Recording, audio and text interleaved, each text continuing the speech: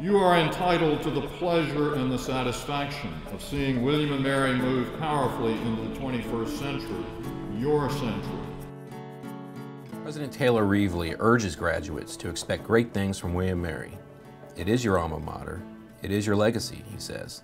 The President has led William & Mary to formally consider the unique characteristics that exist in exquisite balance at the college. Celebrating tradition and forging change. William and Mary, by the grace of God, of England, Scotland, France, and Ireland. There's no more interesting college in the United States, and no better one. The people who have gone here, from Jefferson to Tyler to Mike Tomlin most recently, it's an illustrious group of individuals. I am told that the seat that I now hold in the Senate has also been held by 9 graduates of this college. As President Reevely just mentioned, 90 years ago this fall, women first matriculated at the college. When we entered this campus, something clicks on saying that you are on a campus that is built on history. There is a lot of tradition, there is a lot of strength because of that tradition, but tradition alone isn't enough. A university that is not interested in forging change isn't living up to its basic premise. Alma mater of a nation and citizen of the world. Please welcome the newest member of the class of 2007, Her Majesty Queen Elizabeth II. I want you to savor this moment. This is a portrait of the American dream.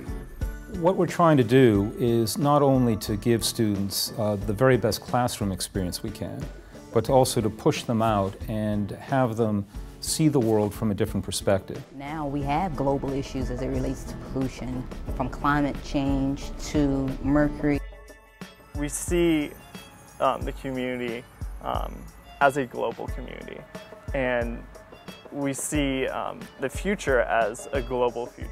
They're so engaged with the world. There's a strong sense of responsibility among our students, and they want to develop the tools to be able to carry out their responsibilities.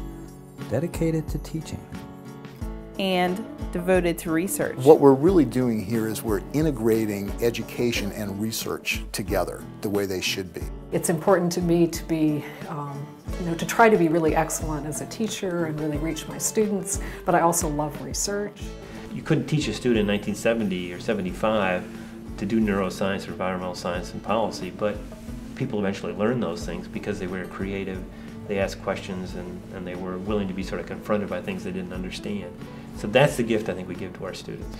I still find things that are new, and students will ask a question, and I'll realize, well, I don't actually know a good, deep answer to that. And so then I have to go and learn more and come back to them and say, well, here is a fuller answer. Always tried to get students into the laboratory, my laboratory at least, as soon as they think they're able. Now, sometimes they're not able, but it's sort of like a child learning to walk.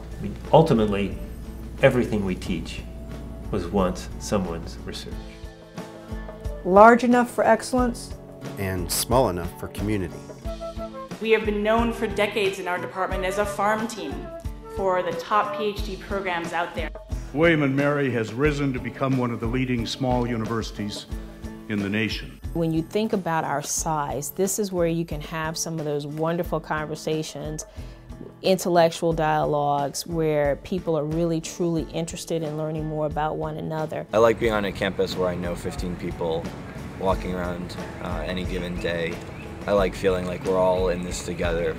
Everything about the school, from the buildings to the people to the community that you form and get to know here, it's just been absolutely amazing. We don't know what the magic number is in terms of size, but we want it to be a community where you've never met everybody, you've never exhausted the opportunities. There's always much more beckoning.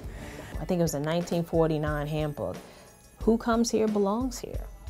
We're a tribe, we're one, and so everyone's voice means something at this table. Wholeheartedly undergraduate. And strategically professional and graduate. Writing an honors thesis was a really valuable experience, doing research with professors. You're trying to do something that will benefit the whole international relations development community. Undergraduate school is a place where you find yourself, you find your voice, you find your interests, you find your capacities, and you push yourself. William & Mary's been so intentional and selective in the graduate and professional programs that we've decided to offer. We're creating information out there so people can be better informed about what aid is going out there and what's being done. I think it's important. It's not new for us to emphasize science, and it's not new for us to be a leader in undergraduate education in science. What's new is the level at which we are trying to do research. Whether it's the PhD programs in arts and sciences or law, business, and education, they naturally extend and, as I said, build upon the arts and sciences in terms of the content and the habits of mind that we expect. Supported by alumni committed to serve, and inspired by students prepared to lead. We have to exhibit the honor, the integrity, the class that's indicative of a William & Mary alum. I'm a senior. I plan to change the world in the future. We have students in every branch of the government, in every branch of the military, and I think it's a great testament to the type of college that we are. Many of them really want to make this world a better place, and they're willing to work to do that. And they're not just sort of putting notches in their resume. I'd say in some ways we've been more connected to the college since we left. William & Mary, one of the finest colleges in the nation, has bred us to overcome. This place, although it's small, prepares you to deal. President Reevely was right. We are stewards. We are ambassadors to this college. By building on these strengths and creating the funding structures to advance them, President Reevely believes that the college, already a community of compelling academic distinction, can assert itself as a leader among the world's liberal arts universities. Those of us linked to William & Mary are stewards of a great inheritance.